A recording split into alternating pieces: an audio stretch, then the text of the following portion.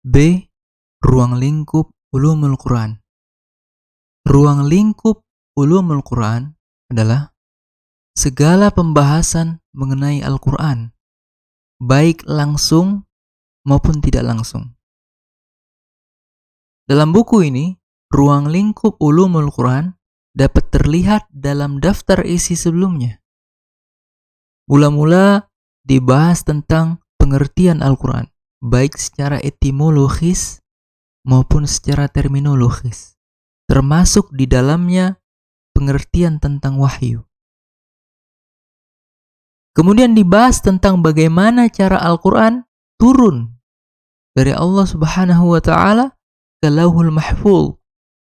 Kemudian dari Lauhul Mahfuz turun ke Baitul Izzah di langit dunia.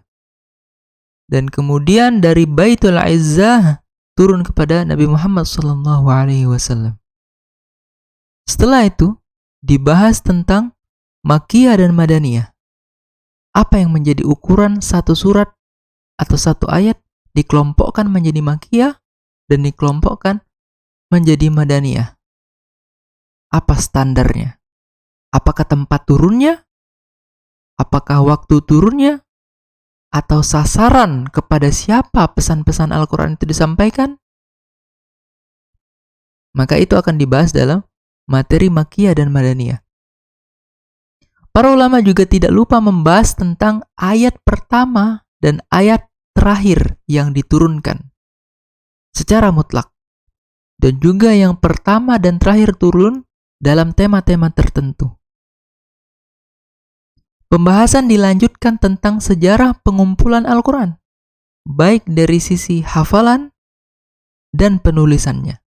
Mulai dari zaman Rasulullah SAW, zaman Khalifah Abu Bakar As-Siddiq, dan zaman Khalifah Utsman bin Affan.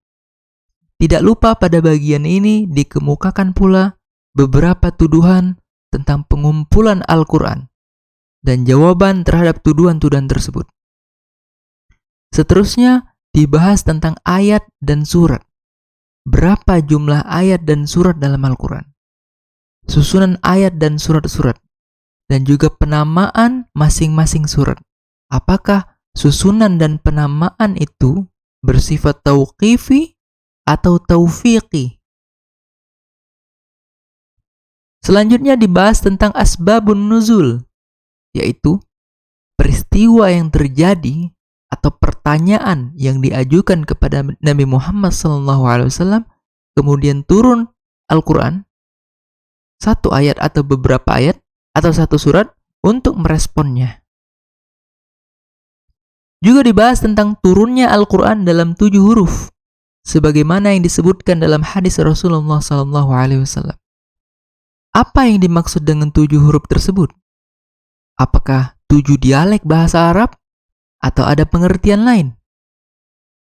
Para ulama tidak satu kata dalam masalah ini. Sejalan dengan itu, juga dibahas tentang qiraah atau cara baca Al-Quran yang bersumber dari cara baca Rasulullah SAW. Qiraah mana yang dapat diterima dan mana yang ditolak? Apa kriterianya? Dan siapa saja imam-imam qiraah yang masyhur? Selanjutnya dibahas tentang nasikh mansukh. Apakah terdapat nasikh mansukh dalam Al-Quran? Sebagian ulama menolak adanya nasikh mansukh dalam Al-Quran. Sebagian lagi menerima, bahkan sangat mudah menetapkan satu ayat dimansukh atau dihapus oleh ayat-ayat yang lain. Sehingga jumlah nasikh dan mansukh sangat banyak. Tetapi ada juga yang mengambil jalan tengah, yaitu menerima dengan sangat selektif setelah mencoba menggabungkan ayat-ayat yang kelihatannya bertentangan dengan menggunakan pendekatan tahapan hukum. Takhsis hukum yang umum dan sejenisnya. Kemudian dibahas tentang muhkam dan mutasyabih. Apa yang dimaksud dengan muhkam dan mutasyabih? Apa saja aspek-aspek tasyabuh? Bagaimana sikap para ulama terhadap ayat-ayat mutasyabihat? Dan apa hikmah dengan adanya ayat-ayat mutasyabihat dalam Al-Quran? Tidak lupa juga dibahas tentang munasabah dalam Al-Quran, yaitu hubungan antara satu ayat dengan ayat sebelumnya atau dengan ayat sesudahnya. Hubungan antara satu surat dengan surat sebelumnya dan juga sesudahnya. Dan juga dibahas tentang kisah-kisah di dalam Al-Quran. Macam-macam kisah di dalam Al-Quran. Kenapa beberapa bagian dari kisah dalam Al-Quran diulang-ulang dalam beberapa tempat? Apakah ada kisah-kisah dalam Al-Quran itu yang fiktif? Mukjizat Al-Quran juga merupakan pembahasan sendiri. Dibahas tentang mukjizat Al-Quran dari aspek bahasanya, sejarahnya, ramalan masa depannya, dan aspek ilmu pengetahuan yang terkandung di dalamnya.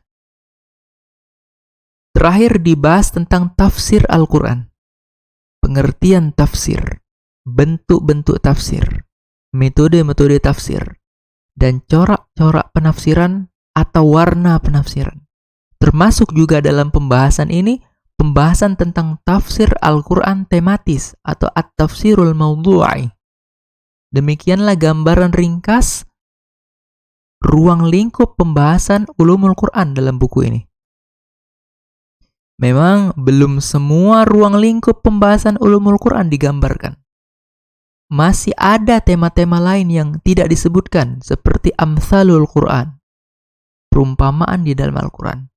Kemudian ada juga tema aqsamul Quran, sumpah-sumpah dalam Al-Quran. Kemudian ada tema jadalul Quran, debat-debat dalam Al-Quran. Dan pembahasan lain yang lebih spesifik seperti huruf-huruf potong di dalam Al-Quran, atau yang disebut dengan huruf al-muqatta'ah. Kemudian juga ada tema tentang mutlak dan muqayyad, am dan khas, mantuq dan mafhum, dan lain sebagainya yang tidak disebutkan atau tidak dibahas di sini. Bagi pembaca yang berminat lebih mendalami lagi tema-tema tersebut, silakan membaca langsung dalam berbagai kitab ulumul Quran yang tersedia di perpustakaan.